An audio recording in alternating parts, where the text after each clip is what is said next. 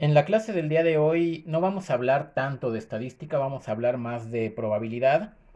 Vamos a dedicarla a recordar algunos conceptos y unos resultados que son importantes, que provienen de la teoría de la probabilidad, para poder decir algo de inferencia estadística. Estos resultados que vamos a ver el día de hoy pueden consultarlos si ustedes consideran que es necesario.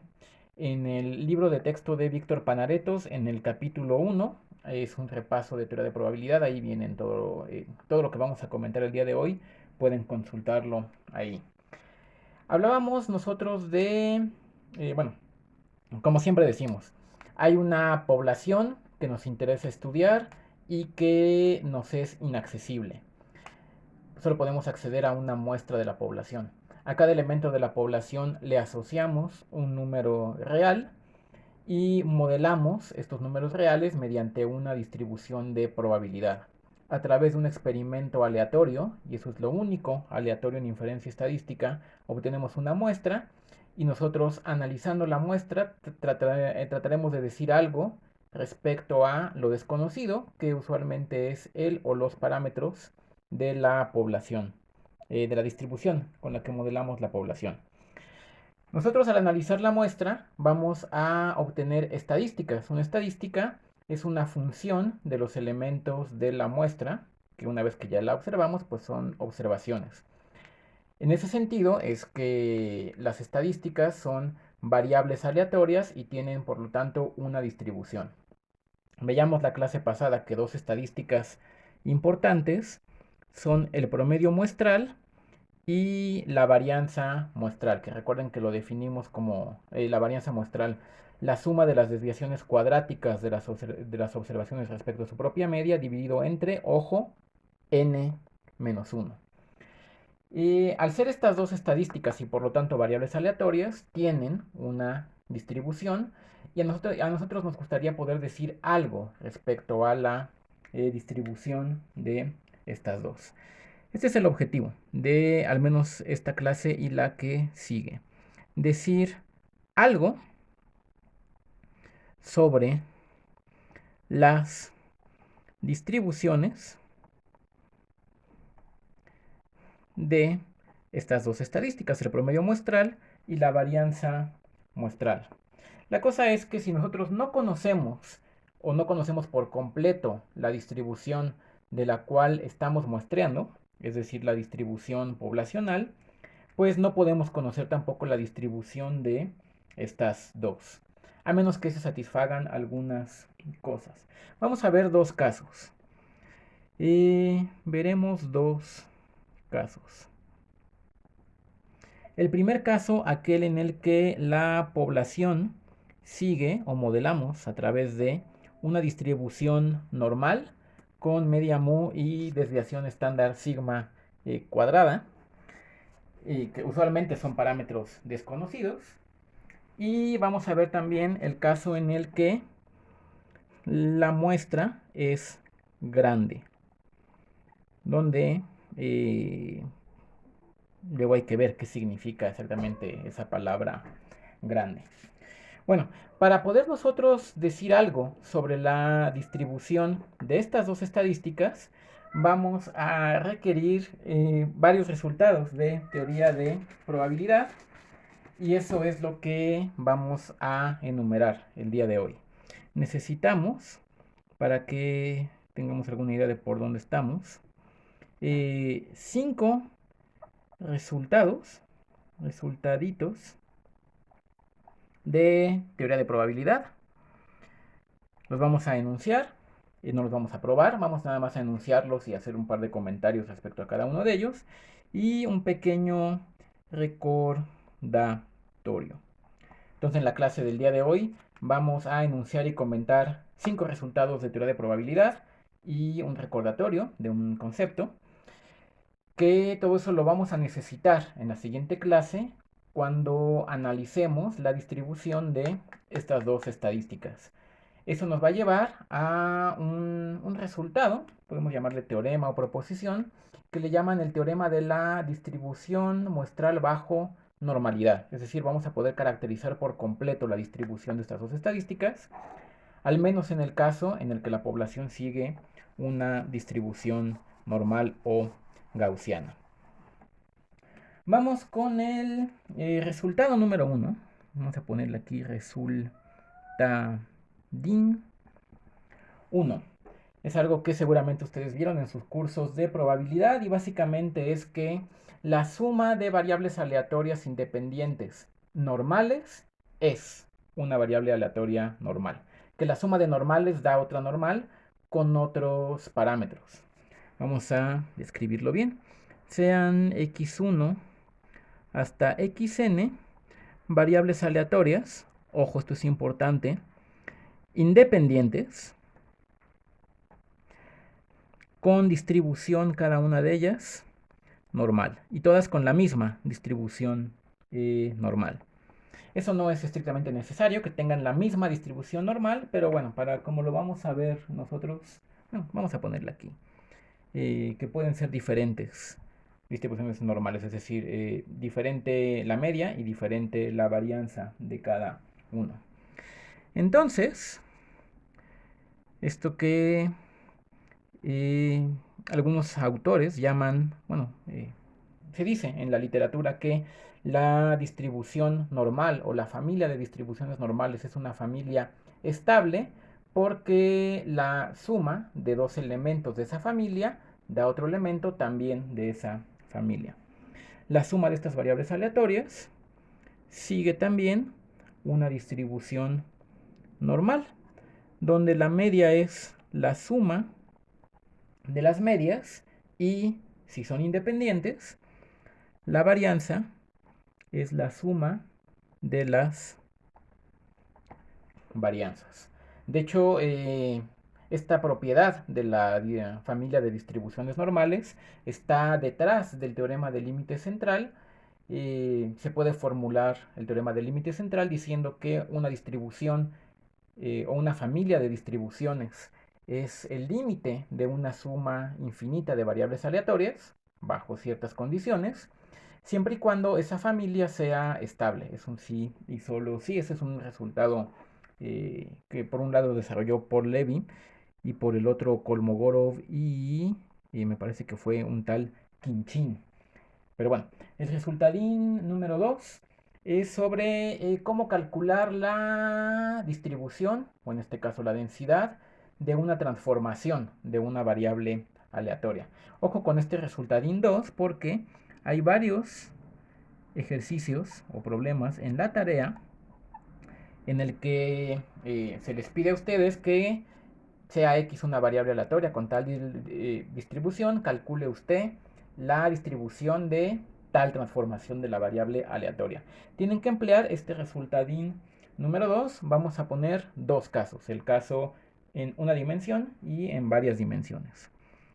Caso unidimensional. Sean x y y variables aleatorias donde x sigue una densidad f de x y y sigue una densidad f subíndice y. Entonces se cumple la siguiente propiedad. La densidad de x multiplicado por el diferencial de x es igual en todo punto a la densidad de y multiplicada por la diferencial en y. Que esto se puede traducir como, o sea, si y es una variable aleatoria que obtenemos a través de una cierta transformación de la variable aleatoria x, y nosotros conocemos la densidad de x, entonces podemos calcular la densidad de la variable aleatoria y utilizando esta fórmula de acá. Simplemente es la densidad de x, perdón, la densidad de, sí, de x valuada en su argumento, que en este caso va a ser función de y, por el valor absoluto de la derivada de la transformación inversa, es decir, de x con respecto a y. Así se calcula la densidad de una transformación de una variable aleatoria, al menos en el caso de una dimensión. También vamos a recordar, porque lo vamos a necesitar, el caso de n dimensiones. Seguimos en el resultadín 2. Caso en varias dimensiones. Básicamente es lo mismo, nada más que en vez de el valor absoluto de la derivada de la transformación inversa, aquí hacemos el equivalente en varias dimensiones, que es el valor absoluto del determinante de la matriz jacobiana de la transformación inversa. Vamos a escribirlo. Sea x un vector aleatorio de dimensión n y y también un vector aleatorio de dimensión n, vectores aleatorios, y cada uno tiene su densidad conjunta. Con densidades conjuntas, por un lado la densidad conjunta de x la llamamos f subíndice x, la línea abajo denota que es un vector evaluado en un vector de observaciones que escribimos con una x minúscula, y el vector aleatorio y sigue una densidad conjunta f subíndice y. Así mero. Vamos a poner una transformación de la variable aleatoria x, sea y, una transformación, una función del vector aleatorio x, donde vamos a requerir que esta función sea inyectiva y de derivada continua, donde g es inyectiva. No vamos a probar estos resultados, eso es propio de un curso de probabilidad, solo queremos recordarlos porque los vamos a utilizar más adelante. Y de derivada continua. Entonces, si nosotros conocemos la densidad del vector aleatorio x, podemos calcular la densidad del vector aleatorio y a través de la densidad conjunta de y. Es prácticamente lo mismo que en el caso unidimensional. La densidad aleatoria de x, valuado en su propio argumento, que en este caso es g inversa del vector de observaciones y, multiplicado por, repito, no el valor absoluto de la derivada de la transformación inversa, sino su equivalente, entre comillas, multidimensional, el valor absoluto del determinante de la matriz jacobiana de esta transformación, g a la menos 1, donde, nada más para anotar, g subíndice g menos 1 de y es un vector, es la matriz jacobiana dada por las derivadas parciales evaluadas en los diferentes elementos, en este caso del vector y. Es la matriz jacobiana de la función inversa de g. Es decir, vamos a escribirlo nada más con subíndices. El elemento ij de esta matriz, pues es la derivada respecto a y de el elemento, respecto a yj del iésimo elemento de esta transformación. Este resultadín 2, ustedes van a tener que emplearlo en varios problemas de la tarea, cuando se pide que calculen la distribución o la densidad de una transformación de una variable aleatoria. Antes de pasar a el resultadín número 3, recuerden que vamos a comentar 5 resultados de teoría de probabilidad y un recordatorio. Vamos con el recordatorio, que también lo vamos a usar en la demostración del teorema de distribución bajo normalidad muestral de las estadísticas x barra y s cuadrada. ¿Qué estaba yo diciendo? Sí, que vamos a hacer un recordatorio de la función generadora de momentos. Recuerden que se define la función generadora de momentos, ahorita lo escribo. Bueno, recordatorio. Es la transformada de Laplace de la densidad. La función generadora de momentos. Recuerden ustedes que, por definición, la función generadora de momentos es la transformada de Laplace de la densidad y es parecida en varios aspectos a la función característica, que es la transformada de Fourier de la densidad. Nosotros aquí vamos a hablar de la generadora de momentos.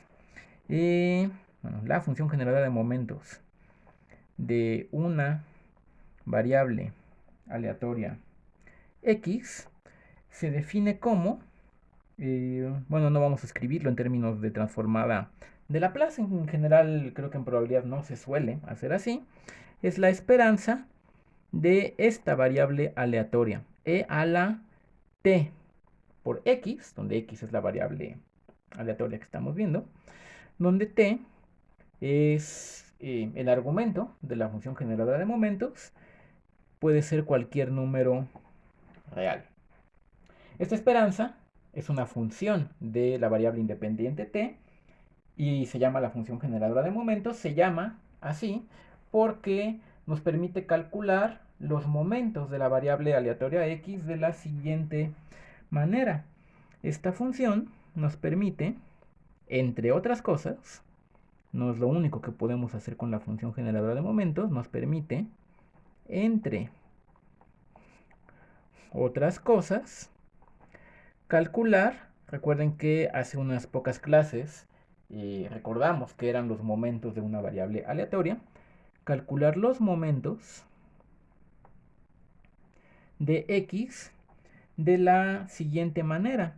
El momento de orden n de la variable, mejor vamos a ponerle k porque luego n es el tamaño de muestra.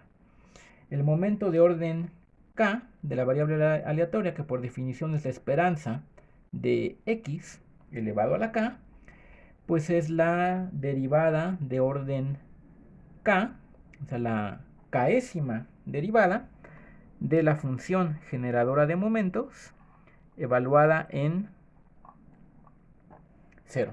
Así es como uno puede ir calculando los momentos de cualquier variable aleatoria, siempre y cuando estos, bueno, evidentemente sean finitos. Respecto a las propiedades de la función generadora de momentos, eso nos va a llevar al siguiente resultado, y es que bajo ciertas circunstancias, la función generadora de momentos determina por completo la distribución de una variable aleatoria. Es decir, bajo ciertas circunstancias que ahorita escribimos, si nosotros conocemos la función generadora de momentos, conocemos todo sobre la distribución de la variable aleatoria. La distribución queda completamente determinada a partir de la función generadora de momentos bajo ciertas circunstancias. Repito, porque también uno puede encontrar ahí en los libros ejemplos de funciones que tienen, por ejemplo, los mismos momentos hasta infinito, pero bueno, variables aleatorias, pero que son variables aleatorias diferentes con distribuciones diferentes. Este es nuestro resultadín 3. Y es que si la función generadora de momentos de una variable aleatoria x existe significa es finita, dentro de un intervalo abierto que contenga al 0. Recuerden que la variable independiente puede, bueno, el dominio en general son los números reales. Existe dentro de un intervalo abierto que contenga el 0. Es importante que contenga el 0 porque recuerden que los momentos los obtenemos al evaluar las derivadas de esta función en t igual a 0, en un intervalo abierto que contenga al 0. Si eso pasa, o sea, si la función generadora de momentos es, digamos, bien portada, entonces esta determina por completo la distribución de x. Entonces esta determina por completo la distribución de x. Eso quiere decir que si yo tuviera dos variables aleatorias y sus funciones generadoras de momentos son la misma, tienen la misma función generadora de momentos y satisfacen esta condición de acá, entonces las dos variables aleatorias son idénticas, es decir, tienen exactamente la misma distribución. Eso significa que la determina por completo. No podría haber ambigüedad de que hay dos distribuciones posibles que podría tener dada la función generadora de momentos. No. Si cumple esto, dos variables aleatorias y de hecho eso es lo que vamos a usar, por eso queremos este resultado. Cuando nosotros digamos, y vamos a probar que tal cosa sigue una distribución, qué sé yo, g cuadrada, vamos a ver que la función generadora de momentos es igual a la de la g cuadrada, lo estoy adelantando, y que por lo tanto su distribución es una g cuadrada.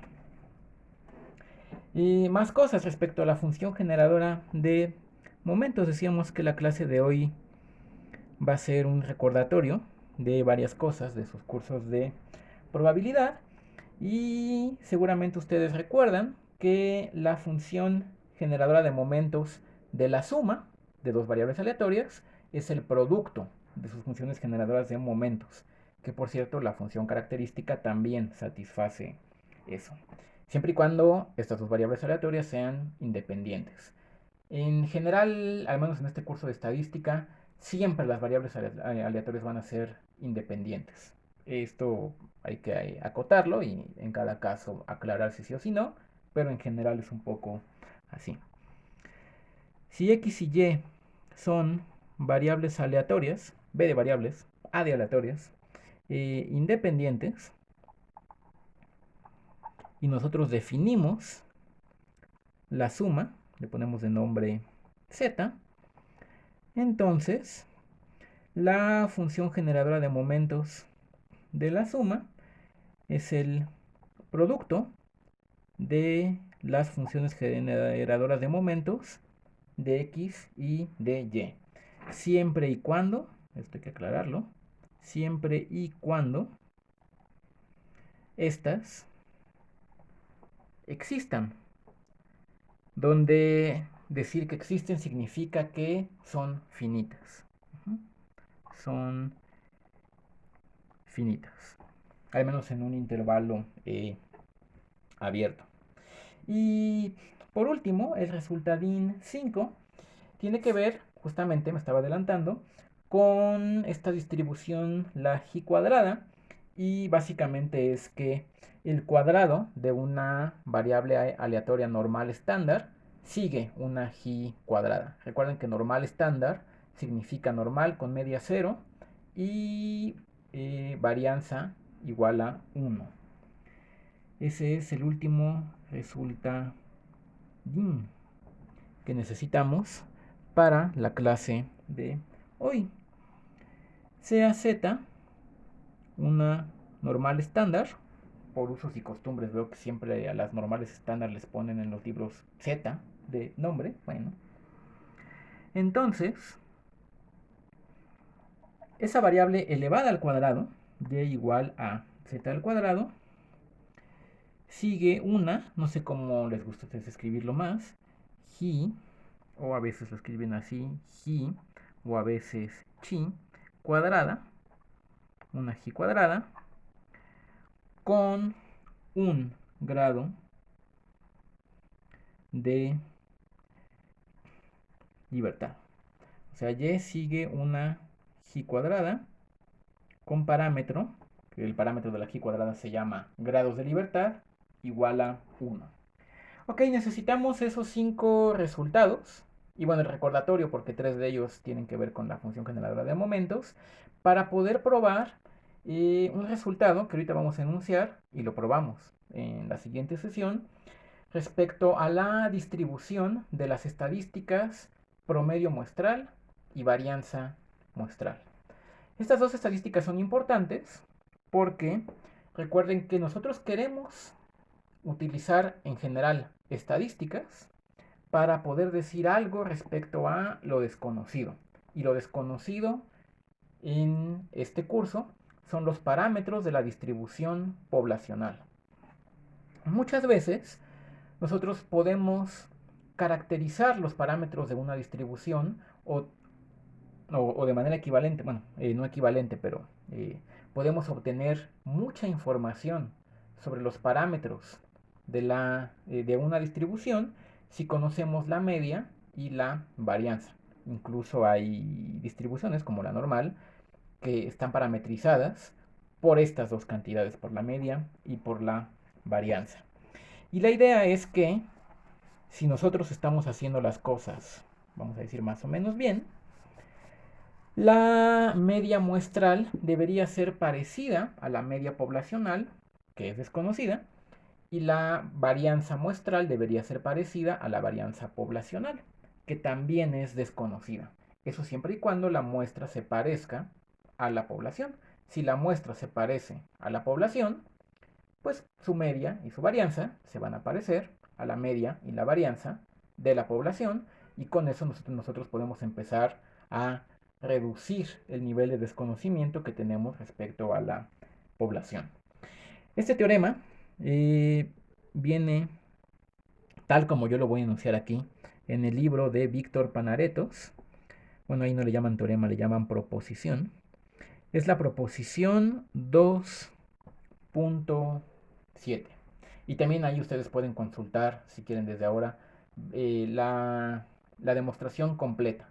Este teorema son 4 puntos sobre las distribuciones de x barra y de s al cuadrado, y lo llamamos el teorema de distribución muestral bajo normalidad.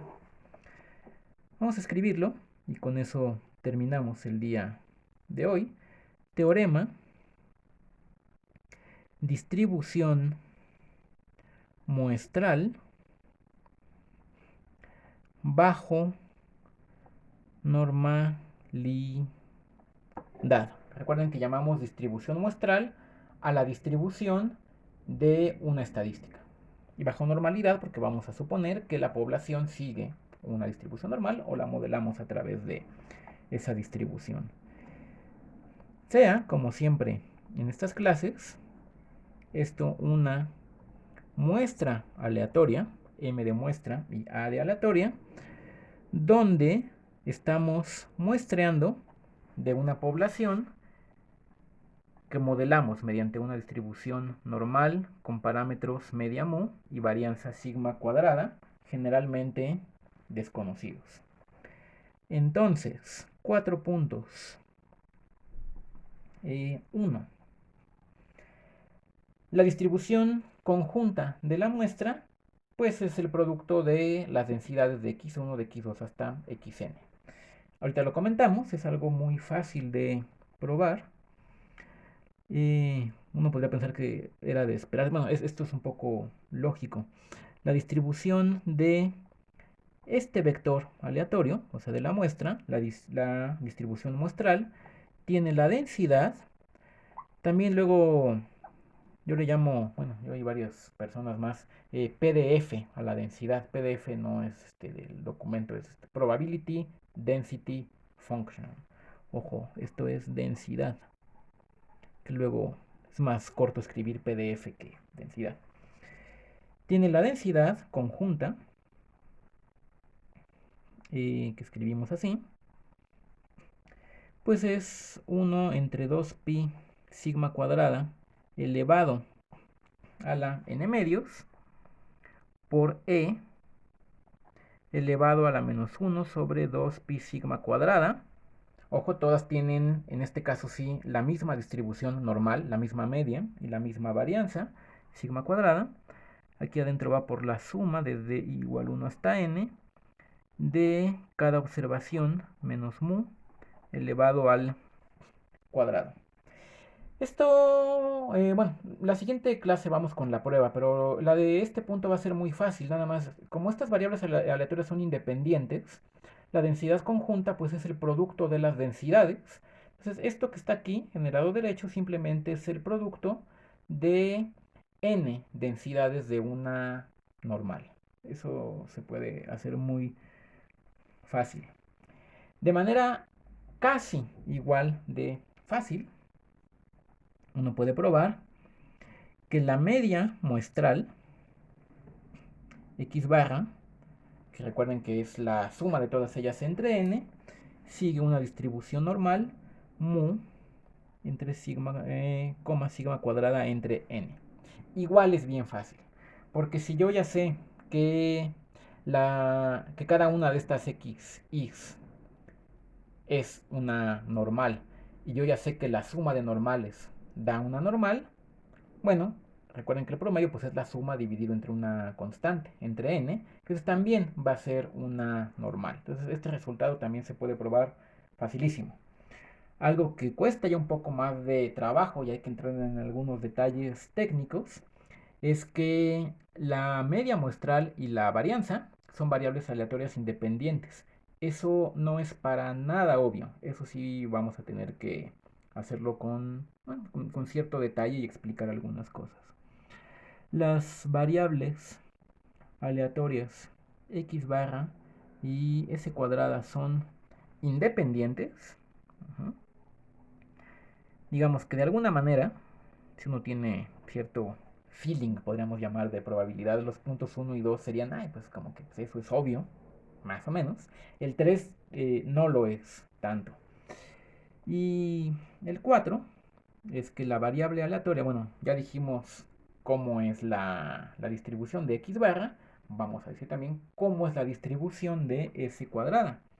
S cuadrada, bueno, no vamos a dar tal cual su distribución, sino casi, satisface, como escriben ustedes, ¿no? Que, ustedes los jóvenes, n-1 entre sigma al cuadrado por s cuadrada, es decir, s cuadrada multiplicada por esta constante, sigue una g cuadrada con n-1 grados de libertad. Es decir, si nosotros estamos tomando muestras de una población que sigue una normal, entonces nosotros vamos a poder caracterizar por completo la distribución tanto de la media como de la varianza muestrales. La media sigue una normal con estos parámetros y la varianza sigue, bueno, casi sigue una g cuadrada con estos parámetros. Y además, estas dos variables son independientes. Entonces nosotros cuando hayamos probado esto, podremos decir que hemos caracterizado por completo estas dos estadísticas, el promedio y la varianza muestrales. O sea, sabemos todo lo que es posible para nosotros saber sobre la distribución de estas dos estadísticas. Y como estas dos estadísticas son muy importantes, pues habremos ya dado un paso hacia adelante bastante importante en nuestro objetivo de reducir el desconocimiento de la población. La siguiente clase avanzamos, bueno, damos la demostración de estos puntos, el 1 y el 2. No sé si vale la pena escribirlos, no es nada más como comentar algunas cosas, es más o menos obvio. Y para poder entrar con más detalle en los puntos 3 y 4, que son bastante más sutiles. Pues muchas gracias y nos vemos en el siguiente video.